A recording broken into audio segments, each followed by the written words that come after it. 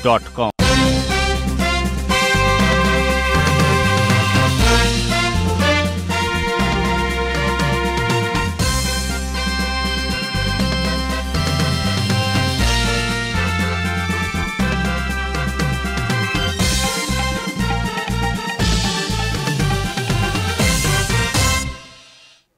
नमस्कार, राति 8 बजेको जनता समाचारमा स्वागत छ। म अनिस्मा बस्नेत। म कावेरी पौडेल। सबैभन्दा पहिले प्रमुख समाचार। संसदमा प्रस्तुत गरेको बजेटमाथि सैद्धान्तिक छलफल सुरु। बजेट वितरणमुखी भएको सांसदहरूको टिप्पणी। वित्तीय हस्तान्तरणमा प्रदेश र स्थानीय तहलाई हेपिएको सांसदहरूको आरोप। बजेट कार्यान्वयनमा चुनौती।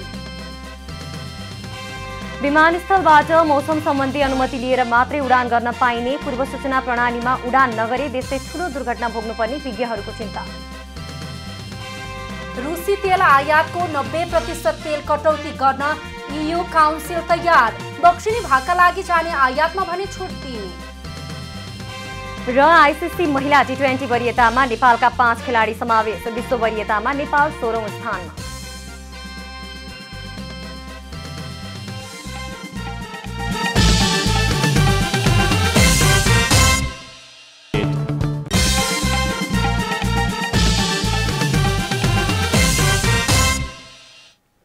अब पूरा समाचार। सरकारले संसदमा प्रस्तुत गरेको बजेटमाथि सैद्धान्तिक छलफल सुरु भएको छ। बजेटमाथिको सैद्धान्तिक छलफलमा भाग लिँदै सांसदहरूले बजेट वितरणमुखी भएको आरोप लगाएका छन्। कतिपयले भने भूमिका बदलिन साथ टिप्पणी नबदल्न आग्रह गरेका छन्। मंगलबारको प्रतिनिधि सभा बैठकमा आर्थिक वर्ष 79-80 को राजस्व र व्ययको वार्षिक अनुमानमाथि छलफलमा भाग लिँदै सांसद विष्णु पौडेलले वर्तमान सरकारले आफ्नो सीमा मिचेर पूर्ण अवधिको सरकारले जसरी बजेट प्रस्तुत गरेको र यो गठबन्धनको चुनावी पर्चा जस्तो भएको बताउनु भएको छ। उहाँले मङ्सिरमा प्रतिनिधि सभाको आयु सकिएर निर्वाचन हुने भएकाले संकटपूर्ण अर्थतन्त्रलाई ठिक बाटोमा फर्काउन केन्द्रित हुनुपर्नेमा त्यसो हुन नसकेको बताउनुभयो। सांसद पौडेलले बिना तयारीका दीर्घकालीन प्रकृतिका योजना र कार्यक्रमहरूको चाङ लगाइएको बताउनुभयो। बजेटले मतदातालाई भ्रममा पारेर भोट बटुल्ने उद्देश्य राखेको उहाँको भनाइ छ। आगामी मङ्सिर महिनामा प्रतिनिधि सभाको कार्यकाल पूरा हुँदैछ र मङ्सिरभित्रै हामी प्रतिनिधि सभाको निर्वाचनमा जाँदैछौँ। वर्तमान सरकारको कार्यकाल पनि बढीमा त्यही अवधिसम्म मात्र हो। यस अर्थमा यो चुनावी सरकार हो। तर 5 महिनाको चुनावी सरकारले सीमा मिचेर भर्खर निर्वाचित भएको पूर्ण अवधिको सरकारले जसरी बजेट प्रस्तुत गरेको छ, उहाँले राज्यको स्रोतलाई गठबन्धनको हितमा दुरुपयोग गरिएको आरोप लगाउनुभयो। नेकपा माओवादी केन्द्रका नेता वर्षमान पुनले कृषि क्षेत्रमा उत्पादन र उत्पादकत्व वृद्धि एवं 30% कृषि आयात प्रतिस्थापन गर्ने योजनाका साथ गरिएको बजेट वृद्धि, किसान पेन्सन योजना जस्ता क्रान्तिकारी कार्यक्रम बजेटले अंगीकार गरेको बताउनु भएको छ। उहाँले अघिल्लो आर्थिक वर्षमा करिब 15,000 गैर विद्युतीय गाडी आयात हुँदा जम्मा 1,400 मात्र विद्युतीय गाडी आयात भएको तथ्याङ्क बताउँदै 100 किलोवाट भन्दा कम क्षमताको विद्युतीय गाडीमा मात्र छुटको व्यवस्था पर्याप्त नहुने र बढी क्षमताका गाडीमा बढाइएको भन्सार दरमा पुनरावलोकन गर्नु आवश्यक भएको बताउनु भएको छ। विद्युतीय सवारी साधनमा 100 किलोवाटसम्मकोलाई छुटको व्यवस्था प्रोत्साहन गरिएको छ। त्यसमाथिको खास गरी 200 किलोवाटसम्मलाई विगतमा चाहिँ यस्तै चाहिँ विभिन्न करहरू वृद्धि गरिएको थियो। म आफै पनि क्याबिनेटमा थिएँ, पछि हाउसमा पनि उठ्यो र पछि त्यसलाई करेक्सन गरेर अलिक प्रमोट गर्ने कोसिस गरियो। यसमा चाहिँ अर्थमन्त्रीजीको र सरकारको ध्यान जानेछ। यस वर्ष जम्मा चाहिँ 1400 गाडी मात्रै भित्रिएको छ इलेक्ट्रोनिक भेहिकल। 15,000 गैर चाहिँ विद्युतीय गाडीहरू भित्रिएका छन्। तराईमा जनघनत्व बढेकाले माओवादी केन्द्र नेतृत्वको सरकारले पहाडी क्षेत्रमा मध्य पहाडी लोकमार्ग लगायतको योजना ल्याएको र त्यसलाई उपेक्षा नगर्न नेता पुनले आग्रह समेत गर्नुभयो। त्यस्तै संघीय संसदमा बोल्दै नेपाली कांग्रेसका नेता डाक्टर मिनेन्द्र रिजालले व्यक्तिगत स्वतन्त्रता र मध्यम वर्गको भूमिका जस्तोसुकै राज्यमा पनि रहने बताउँदै बजारले नै विकसित बनाउने अर्थतन्त्र र राज्यको भूमिकाले दोहोऱ्याउने अर्थतन्त्र दुवैलाई उपेक्षा गर्न नसकिने बताउनुभयो। कुनै फरक नआएको ऋणको सीमाका बारेमा भूमिकाबाट निस्किएसँगै पूर्व अर्थमन्त्री खतिवड़ाले गर्ने गरेको टिप्पणी बदलिएकोमा नेता रिजालले आपत्ति जनाउनुभयो। हिजो पूर्व अर्थमन्त्री खतिवड़ाजी जसले 3 वटा बजेट प्रस्तुत गर्नुभयो, उहाँको सुन्दै थिएँ। भूमिका बदलिएसँगै हामीहरू व्यावसायिक र बौद्धिक सीमा र परिधिको आवरण चाहिँ पहन्छौँ, त्यहाँभन्दा बाहिर जाँदैनौँ। तर टिप्पणी चाहिँ भूमिका जसरी बदलिन्छ टिप्पणी पनि त्यसै गरी बदलिन्छ। उहाँको हिजोको अन्तर्वार्ता पनि त्योभन्दा फरक रहेन। त्यस्तै नेकपा एकीकृत समाजवादीका नेता मेटमणि चौधरीले सरकारले 5 लाख घरधनीलाई जग्गा पूर्जा दिने योजना अनुसार बजेट छुट्याए पनि त्यो पूर्ण नहुने बताउनुभयो। राष्ट्रिय भूमि आयोग मार्फत प्राथमिकताका साथ अगाडि बढाइनेछ भन्ने कुरा उल्लेख गरेको छ र यो प्रोजेक्ट मार्फत करिब 5 लाख परिवारलाई जग्गा धनी प्रमाण पूर्जा वितरण गर्ने कुरा उल्लेख छ। केवल 5 लाख परिवार मात्रै होइन, पूर्व मेचीदेखि पश्चिम महाकालीसम्म करिब 55वटा सहरहरू जुन जङ्गलको लगतको जमिन करिब 96,000 हेक्टर जमिन रहेको छ, जहाँ 15 लाखभन्दा बेसी परिवारको बसोबास छ। लोकतान्त्रिक समाजवादी पार्टीका नेता अनिल झाले मनसुनको समय सुरु हुन लागे पनि सरकारले तटबन्ध निर्माण र मर्मत एवं दीर्घकालीन नदी नियन्त्रणलाई उपेक्षा गरेको बताउँदै जीवन रक्षाको सवाल पहिलो हुने धारणा व्यक्त गर्नुभएको थियो। सांसदहरूले कर्मचारीको तलब वृद्धि भएसँगै शिक्षकको तलब सोही अनुसार वृद्धि हुने नीति भएको तर शिक्षा क्षेत्रमा बजेट वृद्धि नहुँदा तलब खुवाउन नै समस्या पर्ने बताउनुभयो। जनता टेलिभिजनका लागि विकास पौडेल, काठमाडौँ। सांसदहरूले सरकारको बजेटलाई लिएर मिश्रित प्रतिक्रिया दिएका छन्। बजेटले निजी क्षेत्रलाई समेत आर्थिक विकासको सहयात्रामा इन्जिनको रूपमा स्वीकार्नु सकारात्मक भएको बताएका छन्। प्रतिनिधि सभाको बैठकमा बोल्दै नेपाली कांग्रेसका नेता विनोद चौधरीले बजेटमा स्थिरता, उत्पादनशीलता, रोजगारी वृद्धि तथा आफ्नै उत्पादन आफ्नै उपभोगको कुरा आउनु सराहनीय भएको बताउनु भएको छ। वैदेशिक लगानीमा 10 करोडसम्म डिजिटल पेमेन्टको माध्यमबाट स्वीकृत पाइने व्यवस्था हुनु र स्वरोजगारमा प्रदेशलाई जिम्मेवार बनाइनु पनि राम्रो भएको उहाँको भनाइ छ। मंगलबारको प्रतिनिधि सभा बैठकमा बोल्दै सांसद चौधरीले आगामी आर्थिक वर्षको बजेटलाई नयाँ दृष्टिकोण र नयाँ दृढताको रूपमा चित्रण गर्नुभएको हो। उहाँले बजेटले निजी क्षेत्रलाई विकासको इन्जिनको रूपमा प्रष्टसँग स्वीकारेको बताउनुभयो। उहाँले मेक इन नेपालले बोकेको औद्योगिक विकासको ढाँचालाई अँगालिएको भन्दै यसो हुनु सुधारको महत्त्वपूर्ण चरण भएको उल्लेख गर्नुभयो। कि योपालि अर्थमन्त्रीज्यूले खास गरिकन निजी क्षेत्रलाई एउटा यो डेभलपमेन्टको इन्जिनको रूपमा प्रष्टसँग स्वीकार्नु, मेक इन नेपाल जस्ता दूरगामी सोच बोकेको 10 वर्षको एउटा स्पष्ट औद्योगिक विकासको ढाँचा बोकेको एउटा रोड म्यापलाई अँगाल्नु, मलाई लाग्छ कि यो सुधारतर्फको पहिलो महत्त्वपूर्ण चरण हो। त्यस्तै प्रतिनिधि सभाको बैठकमा बोल्दै नेकपा एमालेका सांसद कृष्ण दाहालले वैदेशिक मुद्रा सञ्चितको वैकल्पिक उपायको बारेमा नसोचिकन ल्याइएको बजेटले हामी कुन दिशातर्फ जाँदैछौँ भन्ने कुराको सङ्केत गर्ने बताउनुभयो। कर्जा प्रवाह भए पनि त्यो उत्पादकत्व वृद्धिमा प्रयोग नभएको र कर्जा प्रवाहको अनुसन्धान पनि नभएको उहाँले बताउनु भएको छ। कर्जाले व्यापार घाटा मात्रै वृद्धि गरिराखेको उहाँको तर्क छ। हाम्रा अर्थतन्त्रमा देखिएका चुनौतीहरूलाई चाहिँ अनदेखा गरेको छ। जोखिमको डिलमै पुगेको छ अर्थतन्त्र। बाह्य सन्तुलन कायम गर्ने कुनै ठोस कदम ल्याएन। चालु खाता घाटा, व्यापार घाटा, शोधनान्तर घाटा, घट्दो विदेशी मुद्रा सञ्चितलाई सम्बोधन गर्ने कुनै ठोस कार्यक्रम छैन।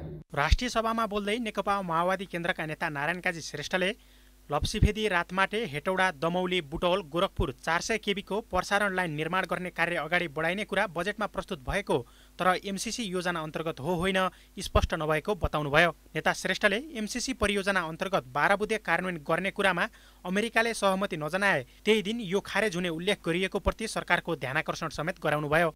यो लप्सीभेदी, रातमाटे, हेटौडा, रातमाटे, दमौली, बुटौल, गोरखपुर 400 केबीको प्रसारण लाइन निर्माण गर्ने कार्य अगाडि बढाइनेछ भनेको छ।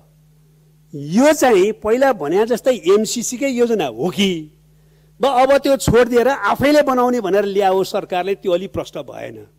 र ठुल्ठुला नेताहरूले संसदमा भाषण पनि गरेका थियो। 12 बुँदे कार्यान्वयन गर्ने कुरामा अमेरिकाले सहमति जनाएन भने त्यही दिनमा यो खारेज हुन्छ भनेको थियो। अमेरिकाले अहिलेसम्म मेरो जानकारीमा आउँदासम्म 12 बुँदे व्याख्यात्मक घोषणा बारे एक शब्द पनि बोलेको छैन। गत जेठ 15 गते सरकारले आगामी आर्थिक वर्ष 79-80 का लागि बजेट पारित गरेको छ। संघीय संसद अन्तर्गत राष्ट्रिय सभामा मंगलबारबाट सरकारले जेठ 15 गते प्रस्तुत गरेको आगामी आर्थिक वर्ष 2079-80 को बजेटमाथि छलफल सुरु भएको छ। बजेटमाथि सांसदहरूले बोल्ने क्रम नसकिएकाले राष्ट्रिय सभाको बैठक बुधबार पनि बस्ने भएको छ। मंगलबारबाट सुरु भएको बैठकमा सांसदहरूले आगामी आर्थिक वर्षको बजेटमाथि छलफल गरेका छन्। बजेटमाथिको पहिलो दिनको छलफलमा बोल्दै राष्ट्रिय सभा सदस्य रमेशजङ रायमाझीले बजेटले कर्णाली प्रदेशलाई छोएर ल्याइएको भन्दै बजेट सन्तोषजनक रहेको बताउनु भएको छ। उहाँले विपक्षी दलहरूले बजेट राम्रो हुँदाहुँदै पनि विरोध गर्ने प्रक्रिया पूरा गरेको आरोप लगाउनु भएको छ। कर्णालीको कुरा जोड्छौँ, कृषिका कुरा जोड्छौँ, सडकका कुरा जोड्छौँ, पर्यटनका कुराहरू जोड्छौँ। यी कुराहरूलाई समावेश गरेर ल्याएको बजेट जस्तो लाग्छ मलाई। त्यसकारण कर्णाली पिछडिको क्षेत्र भनेर धेरैपल्ट हामीले कुरा उठाएका छौँ। कर्णालीलाई आज अर्थमन्त्रीले धेरै जोडेर विशेष गरेर यसलाई ध्यान दिनुभएको छ। त्यसकारण यो बजेट सरकारबाट आएको बजेट जनताको पक्षमा आएको बजेट छ भन्ने मलाई लाग्छ र यो बजेटको समर्थन गर्न चाहन्छु म। राष्ट्रिय सभा सदस्य खिमलाल भट्टराईले सरकारले देश विकासका लागि नभई घोषणाका लागि मात्रै बजेट ल्याएको आरोप लगाउनुभयो। उहाँले अहिलेको सरकार संघीयता विरोधी भएको समेत आरोप लगाउनुभयो। सदस्य भट्टराईले सरकारले ल्याएको आगामी आर्थिक वर्षको बजेट चुनावलाई आफ्नो पक्षमा पार्ने चिन्ताले झुटो सपना देखाएर ल्याएको जिकिर गर्नुभयो। संघीयताको बारेमा यसले पनि भनेको जम्मा जम्मी आजसम्म चाहिँ नि हामीले भनेको समानीकरण अनुदान, विशेष अनुदान, सशर्त अनुदान, यही चाहिँ सरकारको पनि अहिले कार्यक्रम हेर्दाखेरि त्यही नै देखिन्छ। कार्य प्रगतिका आधारमा वित्तीय हस्तान्तरण गर्ने भनेर नीतिगत रूपमा भनिएको छ। तर त्यसलाई बलियो बनाउने हिसाबले हामीले वास्तवमा संरचनागत हिसाबले बलियो बनाउनु पर्यो, कानुनी हिसाबले बलियो बनाउनु पर्यो, वित्तीय हिसाबले बलियो बनाउनु पर्यो र प्रशासनिक हिसाबले, सेक्युरिटीको हिसाबले, यो सबै हिसाबले हामीले चाहिँ प्रदेशहरूलाई बलियो बनाउने के कुरा सोचेका छौँ त? यहाँ त केही पनि छैन। राष्ट्रिय सभा सदस्य उर्मिला अर्यालले सरकारले ल्याएको बजेट कार्यान्वयन गर्न सङ्घ, प्रदेश र पालिकाहरूको कार्यक्रम संयन्त्र बनाई तिनै तहको एउटै दिशा निर्देशमा सञ्चालन गर्नुपर्ने बताउनु भएको छ। बजेट कार्यान्वयन सुझावहरूमा बजेट कार्यान्वयन सङ्घ, प्रदेश र पालिकाहरूको कार्यक्रम कार्यान्वयन समन्वय संयन्त्र बनाएर तिनै तहको एउटै दिशा निर्देशमा सञ्चालन गर्नुपर्ने देखिन्छ।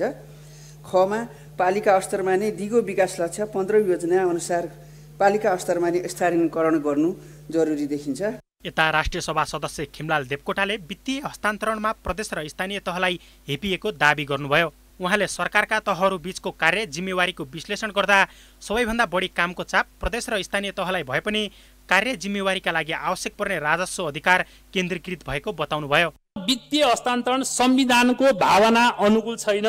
वित्तीय हस्तान्तरणमा प्रदेश र स्थानीय तहलाई ठगिएको छ, हेपिएको छ। साबिक एकात्मक व्यवस्थामा स्थानीय निकायले निशर्त अनुदान प्राप्त गर्दथे।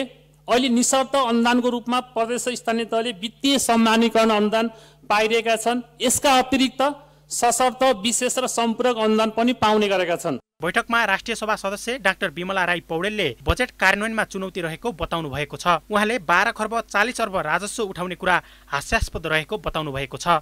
12 खर्ब 40 अर्ब राजस्व उठाउने भनेको छ, हाम्रो राजस्व आयातमा अडेको छ। एकातिर हामी आयात घटाउने भन्छौँ, अर्कोतिर रातारात राजस्वको स्रोत परिवर्तन हुँदैन। राजस्व कहाँबाट आउँछ अनि कसरी हामीले खर्च धान्छौँ भन्ने कुरा थाहा छैन। आयातबाट उठ्ने थोरै राजस्व जुन छ त्यो उत्पादनमा लगाउनुको सट्टा वितरणमा लगाउने र बजेटको आकार बढाउने, यो खतरनाक छ।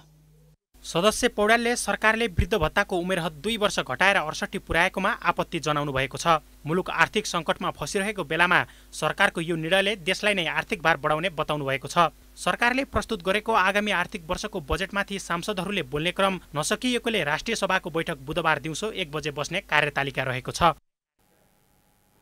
नेकपा माओवादी केन्द्रकी सांसद अञ्जना बिसङ्खेले रोल्पा कारागारमा निधन भएका सुन्दर हरिजन प्रकरणको छानबिन गर्न संसदीय समिति बनाउन माग गर्नुभएको छ। मंगलबारको प्रतिनिधि सभा बैठकमा बोल्दै सांसद बिसङ्खेले विजय विक्रम शाहको नाममा सुन्दर हरिजनलाई रोल्पा कारागार राखिएको र शाहलाई भने हरिजनको नाममा कारागारबाट छुटाउने षड्यन्त्र गरिएको बताउनुभयो। उहाँले केही दिन अघि सुन्दर हरिजनको कारागारमै निधन भएकोमा समग्र घटनाको छानबिन गर्नुपर्ने बताउनुभयो। उहाँले यस घटनाबाट नेपालको सिङ्गो न्याय प्रणाली, सुरक्षा संयन्त्र र राज्यको पुरै शासन संरचनामाथि प्रश्न चिन्ह खडा भएको उल्लेख गर्नुभयो। सांसद बिसङ्खेले घटनाको छानबिन गर्न संसदीय छानबिन समिति गठन गर्न माग गर्नुभयो।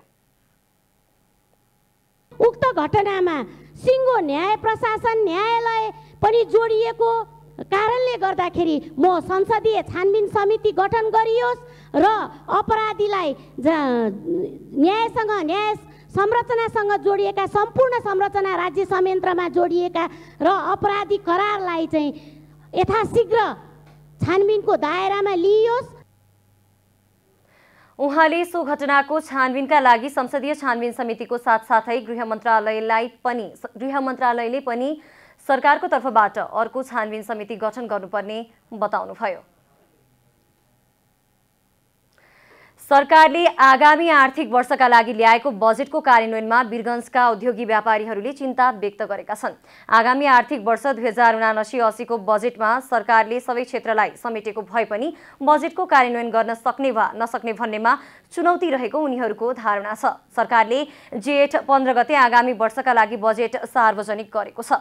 नयाँ बजेट उद्योगी व्यवसाय क्षेत्रका लागि राम्रो भए पनि कार्यान्वयन हुनेमा ढुक्क नरहेको उनीहरूको प्रतिक्रिया छ। उद्योग वाणिज्य संघ मध्य प्रदेशका अध्यक्ष गणेश लाठले सरकारले बजेटमा उद्योगीहरूलाई मासिक 10 करोड रुपैयाँको विद्युत खपत गर्ने उद्योगलाई सहुलियत दिएको बताउनुभयो। तर 10 करोड रुपैयाँको विद्युत खपत गर्ने उद्योग नेपालमा न्यून रहेको उहाँको भनाइ छ।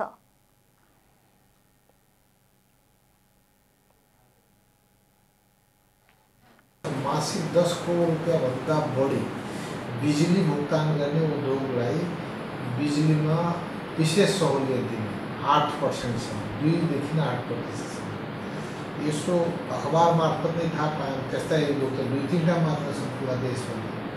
त यो 2-3टा उद्योगलाई मात्र सहुलियत हुने गरी जुन आएछ सुविधा कहीँ न कहीँ मिलोमतोमा त छैन भन्ने कुरो शङ्का उठ्न थाल्यो।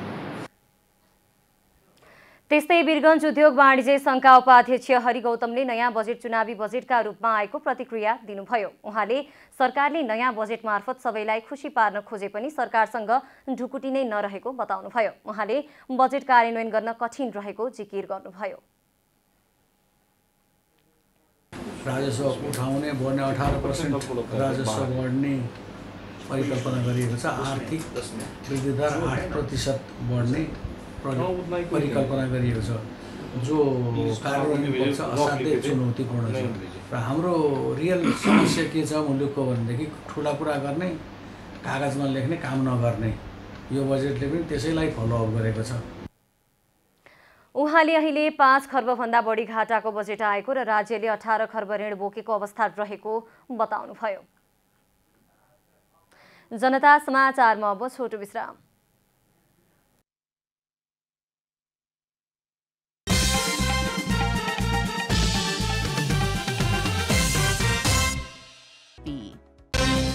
संसदमा प्रस्तुत गरेको बजेटमाथि सैद्धान्तिक छलफल सुरु।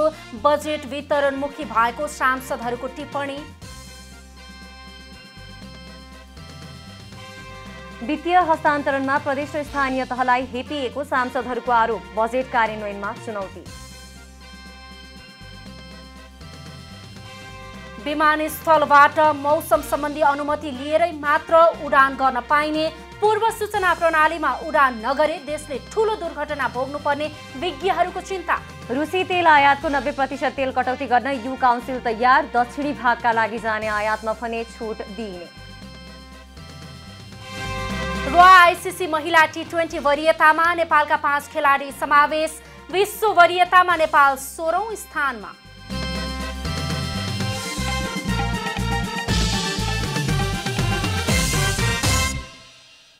जनता समाचारमा अब थप समाचार। मौसम सम्बन्धी पूर्व सूचना प्रणालीको आधारमा विमान उडान नगरे देशले ठूलो दुर्घटना भोग्नुपर्ने भन्दै विज्ञहरूले चिन्ता व्यक्त गरेका छन्। विगतका केही विमान दुर्घटनाहरू पनि पूर्वानुमान विपरीत उडान गर्दा दुर्घटना भएको भन्दै विज्ञहरूले सरकारको यसतर्फ ध्यानाकर्षण गराएका छन्। जेठ 15 गते भएको तारा एयरको विमान दुर्घटनामा खराब मौसम हुँदाहुँदै उडान भरेको भन्ने तथ्यहरू सार्वजनिक भइरहेको र विगतका केही विमान दुर्घटनाहरू पनि पूर्वानुमान विपरीत उडान गर्दा दुर्घटना भएको भन्दै सरकारले यसतर्फ विशेष ध्यान दिनुपर्ने विज्ञहरूले बताएका हुन्। जलवायु तथा विपद विज्ञ डाक्टर धर्मराज उप्रेतीले कुनै पनि विमानहरू थ्रेस होल्डमा चल्छन् वा चल्दैनन् भन्ने कुरा राष्ट्रिय रूपमा अनुगमन गर्न आवश्यक रहेको बताउनुभयो। उहाँले विगतमा पनि अधिकांश विमान दुर्घटना मौसम प्रतिकूलमा चलाएका कारण भएको बताउनुभयो। जलवायुको अवस्थालाई मध्यनजर गरी विमान उडाउने अन्तर्राष्ट्रिय अभ्यास भएको, तर नेपालमा भने आन्तरिक उडानको क्रममा पूर्व सूचना प्रणालीलाई प्राथमिकतामा नदिएको टिप्पणी समेत गर्नुभएको छ। आगामी दिनमा पूर्व सूचना प्रणाली कार्यान्वयन भए नभएको सूक्ष्म नियमन नगरे ठूलो जोखिम निम्तने चेतावनी डाक्टर उप्रेतीले दिनुभयो। उहाँले जल तथा मौसम विज्ञान विभाग र निजी एयरलाइन्स बीचको तालमेल नमिल्दा पनि यस्तो दुर्घटना हुन सक्ने खुलासा गर्नुभएको छ। जलवायुको हिसाबले या हाम्रो मौसम पूर्वानुमान महाशाखाले जे मेसेज दिन्छ त्यो मेसेजको कार्यान्वयन कतिको भइरहेछ र त्यो कार्यान्वयन मेसेजको कार्यान्वयन र अनि निजी क्षेत्रको आफ्नो लाभ हानिको एनालाइसिसको बीचको तारतम्यता केही फरक हो कि हामीले खास गरेर मौसमलाई चाहिँ आधार मानेर निर्णय लिने प्रक्रिया चाहिँ भएको छैन भनेपछि डिसिजन सपोर्ट सिस्टममा पूर्व सूचना प्रणालीलाई चाहिँ लिएको त्यसलाई मानेको अवस्था चाहिँ देखिँदैन र जुन मान्नुपर्छ। जलवायु विज्ञ उप्रेतीले एयरलाइन्सले पाइलटलाई दबाव सृजना गरेर विमान उडाउन लगाएको हुन सक्ने तर्फ पनि सरकारले नियमन गर्नुपर्ने बताउनुभयो। यता जल तथा मौसम विज्ञान विभागका महानिर्देशक कमलराम जोशीले विभागले 3 दिनको पूर्वानुमान सम्बन्धित सरकारवाला निकायहरूलाई सही समयमा गराइरहेको बताउनुभयो। उहाँले ग्राउन्डमा रहेका विभागका अवलोकनका नेटवर्कहरूबाट प्राप्त सूचनालाई सही समयमै सम्बन्धित निकायलाई हरेक दिन बिहान र बेलुका 6 बजे उपलब्ध गराएको बताउनुभयो। महानिर्देशक जोशीले कृषि, जलस्रोत विकास पूर्वाधार, पर्यटन र विपद न्यूनीकरणको लागि सम्बन्धित निकायहरूमा पूर्व सूचना दिने गरेको बताउनुभयो। सही सूचना सही समयमा प्राप्त भएर सही एक्सन समयमा हुँदैन भने त्यो सूचनाको चाहिँ खासै महत्त्व त्यति रहँदैन। अब हाम्रो नेपालको केसमा पनि के छ भन्दाखेरि जस्तो पोहोर सालकै पोस्ट मनसुनको चाहिँ कुरा गरौँ, कार्तिक 1 मा जुन चाहिँ बेमौसमी वर्षात भयो, बेमौसमी वर्षात हुनुभन्दा ठ्याक्क 3 दिन अगाडि हामीले सूचना प्रवाह गरिसकेको थियो। यो मौसमले यस्तो गर्छ त भनेर कसैले पनि त्यसलाई अनुमान गरेर एक्सनमा जाने प्रयास नगर्दाखेरिको चाहिँ हाम्रो जुन चाहिँ कृषि बालीमा चाहिँ भनौँ न जुन क्षति बिहोर्नु पर्यो त्यसको मुख्य कारण के भने बुझाइमा अभाव रहेको। महानिर्देशक जोशीले गत वर्षको मनसुन पछि पनि विभागले पूर्वानुमानको सूचना निकालेको तर पालना गर्न नसक्दा कृषिमा ठूलो क्षति भएको बताउनुभयो। नेपाल नागरिक उड्डयन प्राधिकरणले अबदेखि विमानस्थलबाट मौसम सम्बन्धी अनुमति लिएर मात्रै उडान गर्न सक्ने निर्णय गरेको छ। जेठ 15 गते पोखराबाट जोमसोम उडान गरेको तारा एयरको विमान दुर्घटना भएसँगै प्राधिकरणले यस्तो निर्णय गरेको हो। यसअघि मौसम सम्बन्धीको निर्णय विमानस्थलबाट लिनुपर्ने कानुनी बाध्यता थिएन। नेपाल नागरिक उड्डयन नियमावली 2058 को परिच्छेद 10 मा यो अधिकार प्रमुख चालकलाई हुने प्रावधान रहेको थियो। तर अब भने चालकमाथिको अधिकार विमानस्थल प्रमुख र त्यहाँका टावरहरूलाई दिइने निर्णय भएको प्राधिकरणका प्रवक्ता चन्द्रलाल कर्णले बताउनुभयो। उहाँले VFR उडानको सन्दर्भमा यसअघि प्रस्थान विमानस्थल र गन्तव्य विमानस्थलको मौसमको आधारमा उडानको अनुमति दिने गरिएको भए पनि अब प्रस्थान र गन्तव्यसम्मको एयर रुटको मौसम सफा भएमा मात्र उडान भर्न सकिने व्यवस्था गरिएको बताउनुभयो। सम्बन्धित विमानस्थलहरू गन्तव्यमा जान दिने र नदिने भनेर अब यो अधिकार विमानस्थललाई चाहिँ दिएको चाहिन्छ। नेपाल नागरिक उड्डयन नियमावली 2058 को परिच्छेद 10 मा पहिले यो अधिकार पाइलट इन कमान्ड भन्नाले प्रमुख चालकलाई हुन्थ्यो भने अब त्यो चालकमाथिको त्यो अधिकारलाई अब विमानस्थल प्रमुखहरू वा भनौँ न कि त्यहाँका टावरहरूलाई यो अधिकार दिएको चाहिन्छ। प्रवक्ता कर्णले नेपालका थुप्रै विमानस्थलहरूमा जल तथा मौसम विज्ञान विभागका युनिटहरू कार्यरत रहेको र उनीहरूकै सुझावका आधारमा उडान भर्ने गरेको पनि स्पष्ट पार्नुभयो। विवाहित हिन्दू मैथिल नारीले जनकपुरमा वर्षाइत हर्षोल्लासका साथ मनाएका छन्। श्रीमानको आयु र आफ्नो अटल सौभाग्यको कामना गर्दै महिलाहरूले वट सावित्री पर्व मनाउने परम्परा रहेको छ। सत्य युगमा सती सावित्रीले आफ्नो तपस्या र साधनाले ज्येष्ठ औँसीका दिन अटल सौभाग्यको वरदान पाएको विश्वासको आधारमा यो पर्व मनाउने मैथिल परम्परा रहेको छ। ज्येष्ठ कृष्ण चतुर्दशीका दिन चोखो नितो खाएर व्रत संकल्प गरेपछि औँसीका दिन निराहार व्रत बसेर आफ्नो बस्ती नजिकको बट वृक्ष फेदमा व्रतालु मिथिलानीले सामूहिक रूपमा सावित्रीलाई सम्झँदै ब्रह्मा विष्णु र महेश्वर सहितका इष्टदेवको पूजा आराधना गरेर यो पर्व मनाउँछन्। व्रतालुले ज्येष्ठ शुक्ल प्रतिपदाका दिन बिहान सूर्योदयसँगै यो व्रत सम्पन्न गर्ने परम्परा रहेको छ। जनकपुरको राम मन्दिर सहितको विभिन्न स्थानहरूमा बिहानैदेखि पूजा गर्न महिलाहरूको भिड लाग्ने गर्दछ। महिलाहरूले व्रत पूजा गरी कथा सुनेर वरको वृक्षमा सुतीको धागो बाँध्ने गर्दछन्। वरको बोटमा सुतीको धागो बाँध्नाले पतिको आयु बढ्ने जनविश्वास रहेको छ। भवन निर्माणको काम मापदण्ड अनुरूप नभएको भन्दै दोधारा चाँदनी नगरपालिकाद्वारा निर्माण कम्पनीलाई बाँकी रकम भुक्तानी नदिने निर्णय गरेको छ। दोधारा चाँदनी नगरपालिकाका नगर प्रमुख किशोर कुमार लिम्बुले नगरपालिकाको प्रशासकीय भवन निर्माणको काम मापदण्ड अनुरूप नभएको भन्दै अन्तिम किस्ता भुक्तानी रोक्का गर्ने निर्णय गरेको बताउनुभयो। मंगलबार दोधारा चाँदनी नगरपालिकाको पहिलो कार्यपालिकाको बैठकको निर्णय सार्वजनिक गर्न आयोजित पत्रकार भेटघाट कार्यक्रममा बोल्दै नगर प्रमुख लिम्बुले प्रशासकीय भवन बनाउँदै थुप्रै कमी कमजोरी भएको भन्दै अन्तिम किस्ता बराबरको करिब 1 करोड रुपैयाँ भुक्तानी रोक्का गर्ने निर्णय गरेको हो। यो वडा स्तरीय परिकल्पना गर्ने भन्ने एउटा निर्णय आउँछ। दोस्रो नम्बरमा सुकेरी महिलाहरूको लागि सदरमुकामसम्मको एम्बुलेन्स सेवा निःशुल्क भनेर आएको छ। बिल्डिङ नगरपालिकाको बिल्डिङ जुन किसिमको बनाएको छ यसमा चाहिँ धेरै अनियमितताहरू हुनुपर्ने नभएको सबैले चाहिँ कुरा व्यापारी छ। त्यसलाई चाहिँ अब अन्तिम भुक्तानी रोक्नुपर्छ। यसैगरी नगर उपप्रमुख गंगादेवी जोशीले सुत्केरी महिलाहरूलाई वडाभित्रै निशुल्क अल्ट्रासाउन्ड सेवा र सदरमुकामसम्म निशुल्क एम्बुलेन्स सेवा प्रदान गर्ने निर्णयसँगै आगामी दिनहरूमा महिला दिदीबहिनीहरूको लागि विशेष जनचेतनामूलक कार्यक्रमहरू लागू गर्ने बताउनु भएको छ।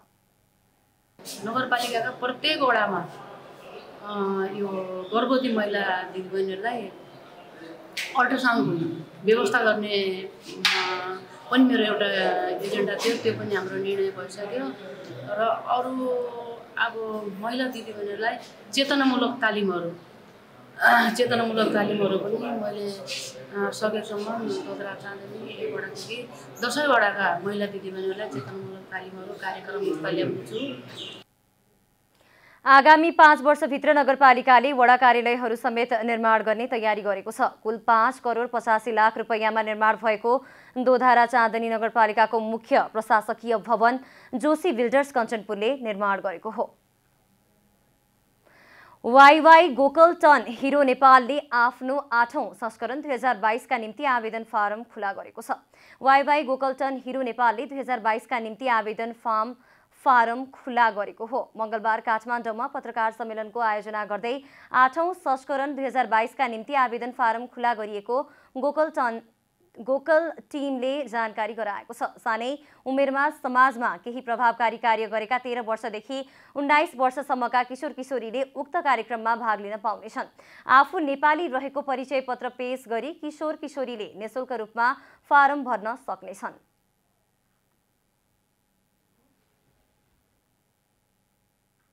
.com मात्रै युज गर्दा पनि मान्छेहरूले अप्लाई गर्न पाउँछन्। टिनेजर्सहरू मूलतः क्राइटेरिया भनेको 13 देखि 19 वर्षको हुनु पर्यो, नेपाली हो भन्ने केही कुराको आइडेन्टिटी हुनु पर्यो, स्कुलको हुनसक्छ, केहीको हुनसक्छ, हाम्रो बर्थ सर्टिफिकेटहरू हुन्छ, विभिन्न चिजहरूबाट नेपाली र 13 देखि 19 वर्षको हुनुपर्ने मात्रै हो र सोसाइटीमा केही पोजिटिभ इम्प्याक्ट गरेको कामको पुष्टि हुने एभिडेन्स पनि चाहिन्छ।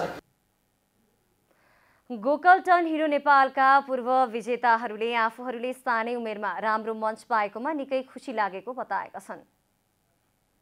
मैले अहिलेसम्म थुप्रै कुराहरू अरू अवार्डहरू पनि अचिभ गरेँ, but being a global team hero 2020 was my biggest achievement and सधैँ बिगेस्ट नै रहिरहन्छ।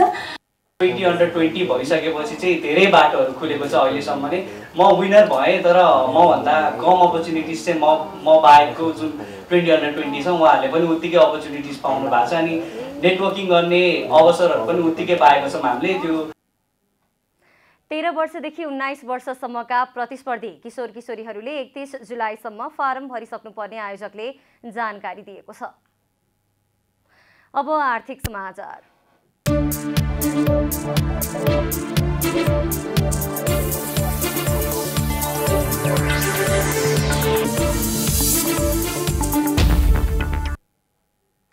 शेयर बजार मापक नेप्से परिसूचक मंगलबार पनि उच्च अङ्कले गिरावट आएको छ। साताको दोस्रो कारोबार मंगलबारका दिन नेप्से परिसूचक 35.53 अङ्कले घटेर 2137.92 बिन्दुमा झरेको छ। त्यस्तै सेन्सिटिभ इन्डेक्स 7.11 अङ्कले घटेको छ भने फ्लोट इन्डेक्स 2.40 अङ्क र सेन्सिटिभ फ्लोट इन्डेक्स 2.10 अङ्कले घटेको छ।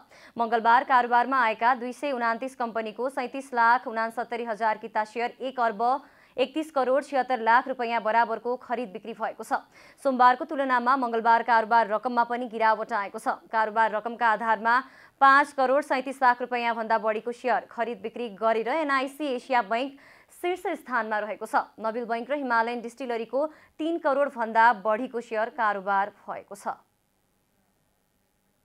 जनता समाचारमा अब छोटो विश्राम।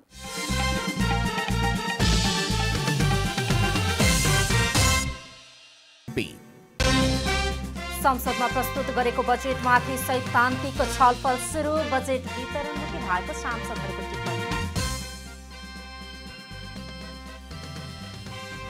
वित्तीय हस्तान्तरणमा प्रदेश र स्थानीय तहलाई हेपिएको सांसदहरूको आरोप। बजेट कार्यान्वयनमा चुनौती। विमानस्थलबाट मौसम सम्बन्धी अनुमति लिएर मात्रै उडान गर्न पाइने पूर्व सूचना प्रणालीमा उडान नगरे देशले ठूलो दुर्घटना भोग्नुपर्ने विज्ञहरूको चिन्ता। रुसी तेल आयातको 90% तेल कटौती गर्न EU काउन्सिल तयार। दक्षिणी भागका लागि जाने आयातमा भने छुट दिइने। र आइसिसी महिला T20 वरियतामा नेपालका 5 खेलाडी समावेश। विश्व वरियतामा नेपाल 16औं स्थानमा।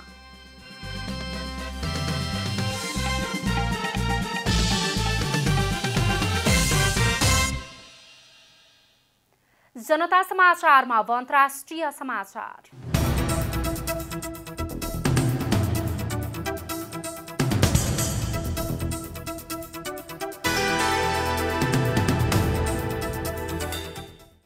युरोपेली संघका नेताहरू रुसी तेल आयातको 2/3 भन्दा बढीमा रोक लगाउने योजनामा सहमत भएका छन्। युक्रेनको मद्दतका लागि बेल्जियमको राजधानी ब्रसेल्समा बसेको बैठकमा रुसबाट युरोप आयात हुने करिब 90% तेल कटौती गर्न EU काउन्सिल तयार भएको अन्तर्राष्ट्रिय समाचार संस्था रोयटर्सले जनाएको छ। युरोपेली परिषदका नेताहरूले प्रतिबन्धबारे सोमबार घोषणा गरेको हो। ट्याङ्करहरूबाट पठाइने रुसी तेलमा प्रतिबन्ध लगाइने तथा डुज्बा पाइपलाइनको दक्षिणी खण्डका लागि छुट दिइने युरोपेली आयोगका अध्यक्ष उर्सुला भोन डेर लेयनले बताउनुभयो। पाइपलाइनको उत्तरी खण्डले पोल्यान्ड र जर्मनीलाई तेल पठाउने गरे पनि दुवै देश प्रतिबन्धका लागि सहमत भएका छन्। दक्षिणी भाग हंगेरी, स्लोभाकिया र चेक गणतन्त्रमा जान्छ र यसका लागि छुट दिइएको भोन डेरले बताउनुभयो। दक्षिणी खण्डमा गरिने रुसी तेल आयातको 10% हो। यसका साथै रुसको सबैभन्दा ठूलो बैंक स्बर बैंकलाई समेत स्विफ्ट प्रणालीबाट हटाउने र रुसका 3 सरकारी प्रसारकलाई समेत युरोपमा प्रतिबन्ध लगाउने सहमति भएको काउन्सिल प्रमुखले ट्विटरमा उल्लेख गरेका छन्। युक्रेनमा भएको युद्ध अपराधमा समावेश भएका व्यक्तिहरूलाई समेत प्रतिबन्ध लगाइने बताइएको छ। यसका साथै अन्य धेरै कडा प्रतिबन्धहरू लगाउने सहमति गरिएको काउन्सिल प्रमुखले बताएका छन्।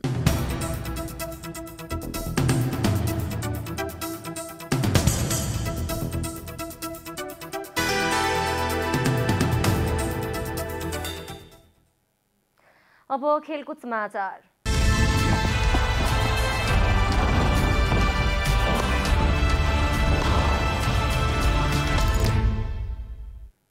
आइसिसी महिला T20 वरियतामा नेपालका कप्तान रुबिना छेत्री सहित 5 खेलाडी परेका छन्। अन्तर्राष्ट्रिय क्रिकेट परिषद आइसिसीले अपडेट गरेको पछिल्लो वरियतामा नेपालका 5 खेलाडी परेका हुन्। वरियतामा कप्तान रुबिना छेत्री सहित कविता कुँवर, सीता राणा मगर, इन्दु वर्मा र ज्योति पाण्डे परेका छन्। T20 महिलाको ब्याटिङ वरियतामा सीता 52औं स्थानमा रहेकी छिन्। यस्तै ज्योति पाण्डे 80औं र इन्दु वर्मा 79औं स्थानमा रहेकी छन्। बलिङ वरियतामा कविता कुँवर 61औं स्थानमा रहेकी छन्। कप्तान रुबिना बलिङ वरियताको 71औं र सीता 75औं स्थानमा रहेकी छन्। आइसिसी महिला T20 राष्ट्रको वरियतामा नेपाल 16औं स्थानमा रहेको छ। आइसिसी अन्डर 19 महिला विश्वकप अन्तर्गत एसिया छनौटका लागि मलेसिया जाने नेपाली टोलीको विदाई गरिएको छ। नेपाल क्रिकेट संघ क्यानले मंगलबार नेपाली टोलीको विदाई गरेको हो। नेपाली टोली भोलि बुधबार त्यसतर्फ प्रस्थान गर्नेछ। नेपालले छनौटका लागि कृतिका मरासिनीको कप्तानीमा 14 सदस्यीय टोलीको घोषणा गरिसकेको छ। मलेसियामा आयोजना हुने छनौटमा नेपालले पहिलो खेल कतारसँग खेल्नेछ। नेपालले कतारसँग जुन 3 मा खेल्नेछ। छनौटमा नेपाल सहित मलेसिया, युएई, थाइल्यान्ड, भुटान र कतार रहेका छन्। नेपालले दोस्रो खेलमा युएई विरुद्ध जुन 4 मा खेल्दा भुटान विरुद्ध जुन 6 मा खेल्नेछ। त्यस्तै नेपालले जुन 7 मा थाइल्यान्ड र जुन 9 मा मलेसिया विरुद्ध खेल्नेछ। शीर्ष स्थानमा रहने टोलीले दक्षिण अफ्रिकामा हुने टी20 विश्वकप खेल्नेछ। अन्त्यमा आजको डायरी। सरकारले संसदमा प्रस्तुत गरेको बजेटमाथि सैद्धान्तिक छलफल सुरु भएको छ। बजेटमाथिको सैद्धान्तिक छलफलमा भाग लिँदै सांसदहरूले बजेट वितरण भएको आरोप लगाएका छन्। कतिपयले भने भूमिका बदलिनासाथ बढी नबदल्न आग्रह समेत गरेका छन्। कमिसन नआउने भएर सरकारले शिक्षा र स्वास्थ्य क्षेत्रमा बजेट कटौती गरेको प्रमुख प्रतिपक्षी दल नेकपा एमालेका सचिव योगेश भट्टराईले गम्भीर आशंका व्यक्त गर्नुभएको छ। सचिव भट्टराईले बैठकमा बजेट चौबाटोमा उठिएकाले यस्तै गन्तव्य पक्रेर अघि बढ्ने अवस्था नरहेको पनि बताउनु भएको छ। सरकारले आगामी आर्थिक वर्षका लागि ल्याएको बजेटको कार्यान्वयनमा वीरगञ्जका उद्योगी व्यापारीहरूले चिन्ता व्यक्त गरेका छन्। आर्थिक वर्ष 2079-80 को बजेटमा सरकारले सबै क्षेत्रलाई समेटेको भए पनि बजेटको कार्यान्वयन गर्न सक्ने वा नसक्ने भन्नेमा चुनौती रहेको उनीहरूको धारणा छ। त्यस्तै वीरगञ्ज उद्योग वाणिज्य संघका उपाध्यक्ष हरि गौतमले नयाँ बजेट चुनावी बजेटका रूपमा आएको प्रतिक्रिया दिनुभएको छ। युरोपेली संघका नेताहरू रुसी तेल आयातको 2/3 भन्दा बढीमा रोक लगाउने योजनामा सहमत भएका छन्। युक्रेनको मद्दतका लागि बेल्जियमको राजधानी ब्रसेल्समा बसेको बैठकमा रुसबाट युरोप आयात हुने करिब 90% तेल कटौती गर्न युरोप काउन्सिल तयार भएको अन्तर्राष्ट्रिय समाचार संस्था रोइटर्सले जनाएको छ। आइसिसी महिला टी20 वरियतामा नेपालका कप्तान रुबिना छेत्री सहित 5 खेलाडी परेका छन्। अन्तर्राष्ट्रिय क्रिकेट परिषद आइसिसीले अपडेट गरेको पछिल्लो वरियतामा नेपालका 5 खेलाडी परेका हुन्। वरियतामा कप्तान रुबिना छेत्री सहित कविता कुँवर, सीता राणा मगर, इन्दु वर्मा र ज्योति पाण्डे रहेका छन्। आइसिसी महिला टी20 राष्ट्रको वरियतामा नेपाल 16औं स्थानमा रहेको छ।